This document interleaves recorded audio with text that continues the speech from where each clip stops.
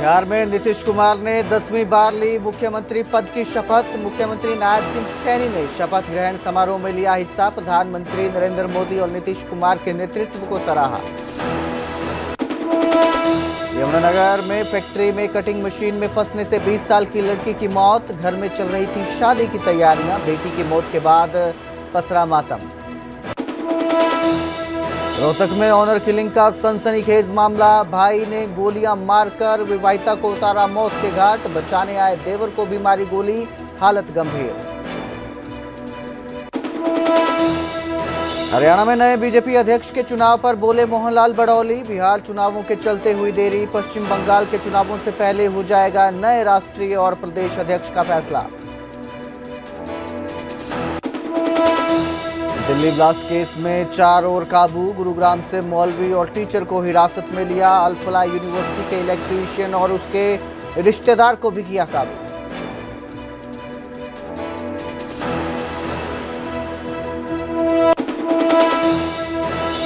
Delhi NCR में प्रदूषण का कहर जारी। कई जगहों पर AQI 500 के पार। पाबंदियों के बावजूद हवा में जहर घुलना जारी।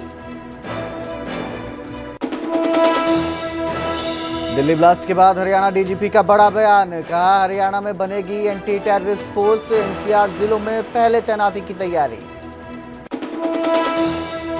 हरियाणा में ऑपरेशन ट्रैकडाउन का बड़ा असर। 18 दिन में 4000 अपराधी गिरफ्तार। डीजीपी ने कहा 20 दिन का नहीं, लगातार जारी रहेगा ऑपरेशन। अल-फलाह यूनिवर्सिटी मामले पर बोले डीजीपी ओपी सिंह। हरियाणा में यूनिवर्सिटी और कॉलेजों के इन हाउस सिक्योरिटी सिस्टम को किया जा रहा स्टडी। सुनिश्चित किया जा रहा छात्रों की सुरक्षा को ना हो किसी तरह का खतरा। हिसार पुलिस ने कुख्यात गैंगस्टर से करवाई परेड। दोनों हाथों में बेड़ियां डालकर बाजारों में घुमाया आरोपी। डीजीपी ओपी सिंह के आदेश पर चलाया गया है विशेष अभियान। इस न्यूज हेडलाइंस के प्रायोजक पतंजलि गाय का घी, मां का भरोसा, प्यार से परोसा।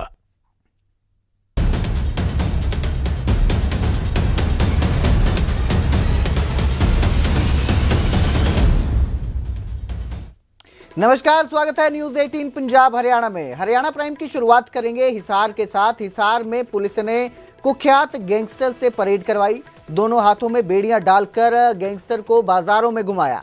झज्जर से हांसी पुलिस लेकर पहुंची थी गैंगस्टर को। पैदल परेड करवाई गई। पुलिस ने कुख्यात गैंगस्टर दलजीत सिहाग को पकड़ा है। ये जो गैंगस्टर है 61 मामलों में वांछित था। 61 मामलों में फंसे इस गैंगस्टर को पुलिस ने रिमांड पर लिया है। बाजारों में लोगों ने पुलिस की कार्रवाई की सराहना की। डीजीपी ओपी सिंह के आदेश पर विशेष अभियान चलाया गया है, ऑपरेशन ट्रैकडाउन, और उसी के तहत ये गिरफ्तारी की गई और जिसके बाद परेड निकाली गई। कुख्यात बदमाश को हाथों में बेड़ियां डालकर बाजारों में घुमाया गया। तस्वीरें आपकी स्क्रीन पर आप देख सकते हैं कि किस तरह दोनों हाथों में बेड़ियां डालकर बाजार में इस कुख्यात गैंगस्टर को घुमाया गया। इस दौरान पुलिसकर्मी भी साथ रहे। वहीं बाजार में घुमाने के बाद लोगों ने पुलिस की कार्रवाई को भी सराहा। पुलिस की अपराधियों के खिलाफ इस एक्शन को सराहना मिल रही है, सराह रहे हैं लोग, तारीफ कर रहे हैं पुलिस के इस काम की। और एक तरह से लोगों के बीच से गैंगस्टरों का खौफ निकालने के लिए ये कार्रवाई की गई है, ये परेड निकाली गई है। इस परेड के बाद अपराधियों में खौफ बढ़ेगा। एक कुख्यात क्रिमिनल दलजीत सिसाई करके अपराधी है, जो कि पिछले दिनों में सोशल मीडिया के माध्यम से अपने आप को प्रदर्शित कर रहा था, अपनी गतिविधियां दिखा रहा था और कहीं ना कहीं सांत्वना लेने का प्रयास कर रहा था। तो इसके सोशल मीडिया अकाउंट पे करीब 1 से 1.25 लाख फॉलोअर्स हैं और इसके पीछे अगर हम इतिहास की बात करें करीब 55 से 60 मुकदमे दर्ज हैं इसके ऊपर। तो उससे अपने आप ही स्पष्ट होता है कि किस प्रकार से ये इसका क्या बैकग्राउंड है। और मुख्य बात यही है कि इसके सोशल मीडिया अकाउंट को फॉलो करके बहुत सारे युवक इस इलाके के और बाहर के इलाके के उससे प्रभावित हो रहे थे, इन्फ्लुएंस हो रहे थे, जो कि हमारे लिए एक चैलेंज रहता है कि हम चाहते हैं कि युवक गलत राह पे ना भटके जी। तो इस चीज का हमने जब संज्ञान लिया तो इस पे हमने कार्रवाई करी और कार्रवाई करने के पश्चात ये पता चला कि जो ये दलजीत सिसाई है, इसने एक व्यक्ति को क्रय के माध्यम से अपना सोशल मीडिया अकाउंट का प्रयोग करने के लिए दे दिया था।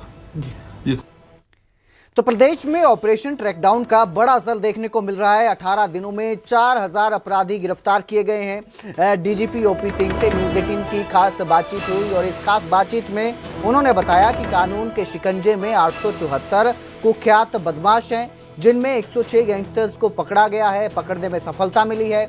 इसके साथ ही डीजीपी ने अपराधियों को चेतावनी दी है कि अपराधियों का ठिकाना जेल ही है, या तो अपराध छोड़ो या फिर जेल जाओ। वहीं डीजीपी ने साफ किया कि सिर्फ 20 दिन का ही नहीं, ऑपरेशन ट्रैकडाउन लगातार जारी रहेगा।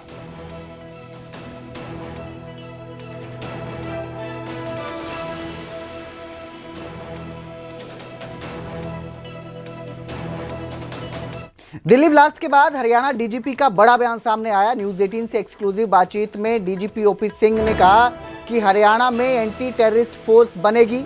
सरकार और पुलिस में सहमति बन चुकी है। एनसीआर जिलों में पहले तैनाती की तैयारी है। जो एंटी टेररिस्ट फोर्स बनेगी उसको सबसे पहले एनसीआर के जिलों में तैनात किया जाएगा। इसके साथ ही डीजीपी ने कहा कि संदिग्ध गतिविधियों पर पैनी नजर रखी जाएगी। वहीं हाई रिस्क इलाकों में माइक्रो मॉनिटरिंग की जाएगी।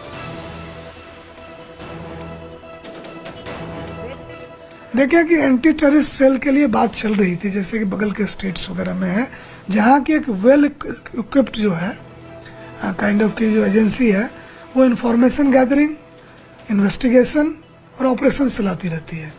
ऑलरेडी एक एंटी टेररिस्ट सेल है, अभी सीआईडी में है, बट मोस्टली इंटेलिजेंस गैदरिंग पर है। बाकी ऑपरेशन जिला पुलिस के पास है। तो हम एक डेडिकेटेड फोर्स बनाने जा रहे हैं।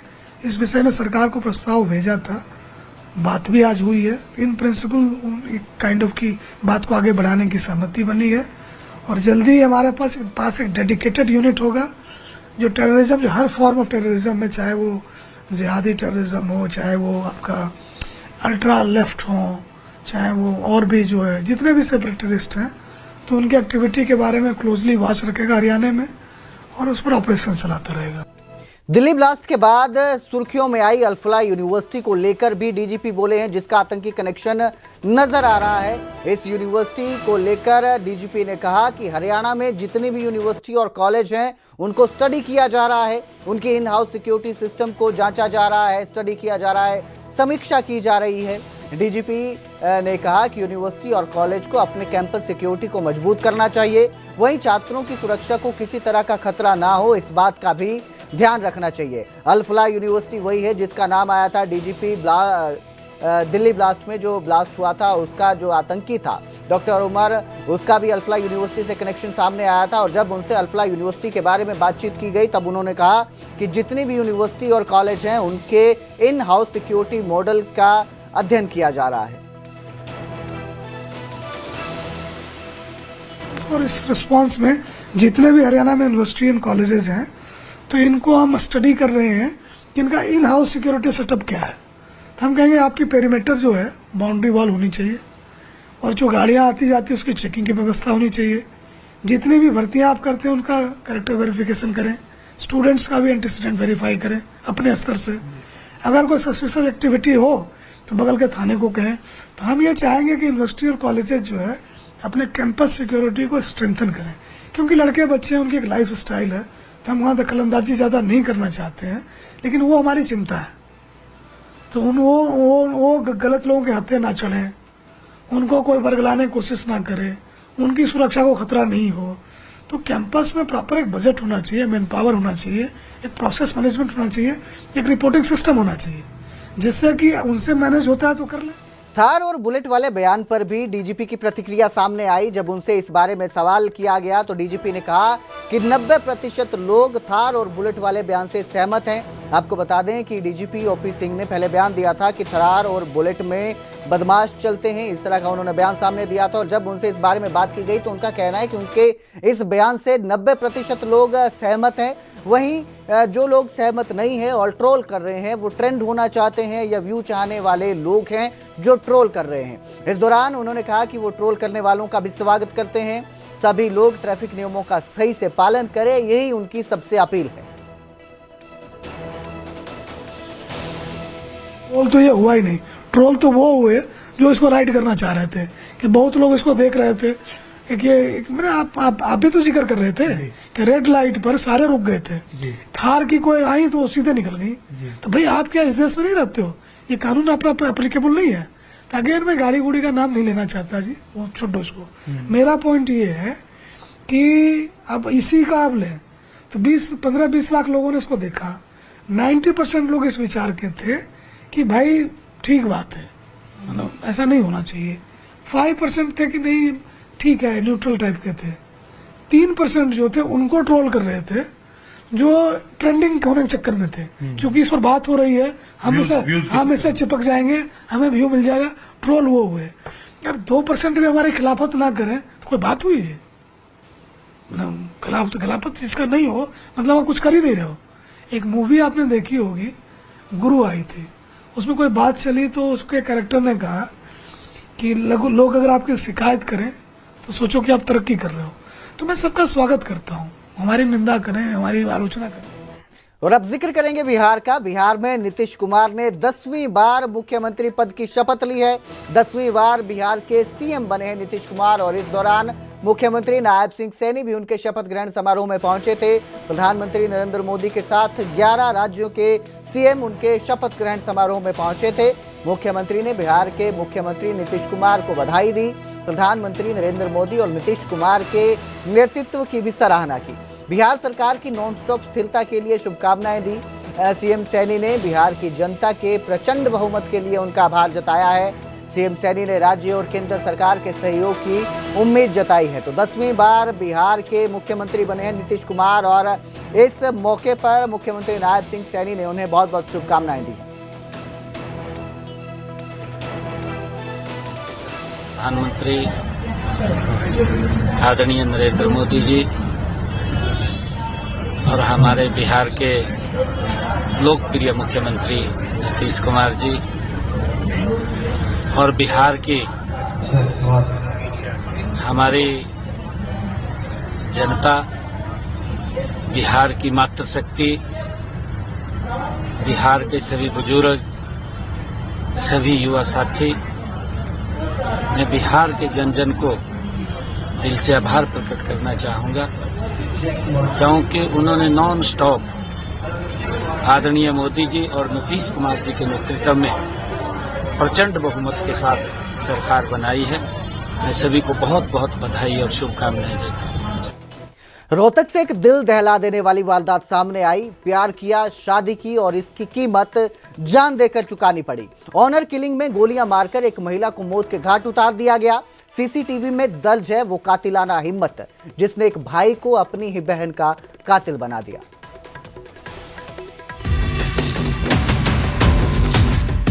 रोहतक का पीजीआई और पीजीआई के बाहर खड़े लोगों में खामोशी। अंदर ट्रोमा सेंटर में घायल साहिल जिंदगी की जंग लड़ रहा है, और बाहर बोर्ड पर लिखे इमरजेंसी के नीचे खड़े लोग उस मंजर को याद कर खौफ में हैं, जब एक भाई अपनी ही बहन का हत्यारा बन गया। तस्वीरों में दिख रही ये वही महिला है जिसने 3 साल पहले प्यार में पड़कर गांव के ही युवक से लव मैरिज कर ली थी, और यहीं से शुरू हुआ मायके वालों का गुस्सा, ताने और इज्जत का बहाना बनाकर की गई नफरत। वो जो हमारे गांव का ही लड़का है और हमारे गांव की ही वो लड़की है, उन्होंने 3-3.5 साल पहले गांव में ही शादी करी थी। शादी करने के बाद वो रहते बाहर थे, वो तक रहने लगे थे। अब कुछ दिनों से वो गांव में ही रह रहे थे। उनको एक लड़का है और जी 2 बंदों को गोली लगी। वो लेडीज थी, वो तो मौके पे ही एक्सपायर हो गई थी। और जो उसका देवर है साहिल, जिसको गोली लगी है, वो फिलहाल ट्रामा सेंटर में एडमिट है, उसका इलाज चल रहा है। किस बात की रंजिश थी आपस में? वो ऑनर किलिंग की है जी। गांव में दोनों गांव के ही थे और दोनों गांव में आपस में शादी कर रखी थी, इसलिए था जी। कौन है गोली मारने वाले? कोई पहचान? अभी पहचान नहीं हो पाई है जी, पुलिस अपनी कार्रवाई कर। इसी नफरत ने मंगलवार को कत्ल का रूप ले लिया। सीसीटीवी फुटेज में आरोपी भाई संजू पिस्टल लहराते हुए बहन के घर की ओर बढ़ता नजर आता है, और कुछ पलों बाद बहन पर गोलियां बरसा देता है। बीच बचाव करने आए देवर साहिल की छाती में भी गोली उतार दी गई। वारदात में बहन ने मौके पर ही दम तोड़ दिया। ना लेके था, ना लेके जाऊँ। मैंने कई बार वार्निंग कर ली थी, मैंने कई बुनता है फिर भी नहीं माने। FIR भी कटवाई थी 2-3 बार, तो सपना लिख के आई थी, सपना देख आई थी और कोई का उन राजीनामा करवा कर भी नहीं करवा गए। एक ही गांव के आप दोनों? एक ही गाँव, बिरादरी भी एक ही बिरादरी। तो गांव में भी कुछ दिन रहे शादी के बाद? 2 साल हो गए। 2 साल। तो अभी बीच में कुछ ऐसा नहीं लगा आपको कि बीच में वही थी 2-3 बार होली, मैंने बताई भी थी। जो थे वो सचिन है, वो तभी गई थी, उसके पापा से भी गई थी, मगर ने समझा ली, मैं कुछ ना मगा इसमें तो ना मानने। सौभाग्य से उस वक्त पति सूरज घर पर नहीं था, वरना उसका नाम भी शायद आज इस रिपोर्ट में होता। पुलिस की टीम जांच में जुटी है, लेकिन सबसे बड़ा सवाल, इज्जत के नाम पर कब तक यूं बेटियों की लाशें उठती रहेंगी। Bureau report, news 18 Punjab Haryana. उधर यमुनानगर में एक 20 साल की लड़की हादसे का शिकार हुई। फैक्ट्री में कटिंग मशीन में फंसने के कारण लड़की की मौत हो गई। लड़की के घर में शादी की तैयारियां चल रही थी और ये जो लड़की थी उत्तर प्रदेश के गोंडा जिले की निवासी थी। मौके पर पुलिस पहुंचकर शव को कब्जे में ले चुकी है। वहीं लड़की को पैकिंग का काम छोड़कर कटिंग में लगाया गया था, ये जानकारी भी सामने आई है। तो लड़की फैक्ट्री में पैकिंग का काम करती थी, लेकिन किसी कारणवश उसे पैकिंग का काम छोड़कर कटिंग के काम में लगाया गया था और हादसे का शिकार हो गई। चुन्नी फंसने की वजह से वो कटिंग मशीन में फंसी और उसका शरीर 2 हिस्सों में कट गया। इस हादसे के बाद पूरे परिवार में मातम पसरा है। जिस घर में शादी की शहनाई बजनी थी, अब वहां सन्नाटा छाया हुआ है।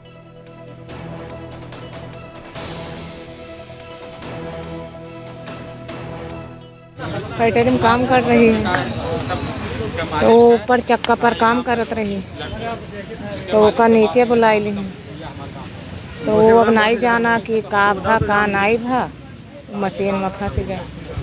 उसको जब चोट लगी, हम तो थे नहीं, सिर्फ निकालने की वजह से हम आए थे। जब पता चला कि हाँ भाई चोट लगी है। क्या काम करती थी वहाँ पे? वहाँ पे वो चूना और पैकिंग का करती थी। तो मशीन तक वो कैसे गई? मशीन में वो माल उठाने के लिए गई थी, मशीन पे काम नहीं कर रही थी। तो कितने समय से काम कर रही थी उस फैक्ट्री में? वो 5-6 महीने हो गए। 5 महीने में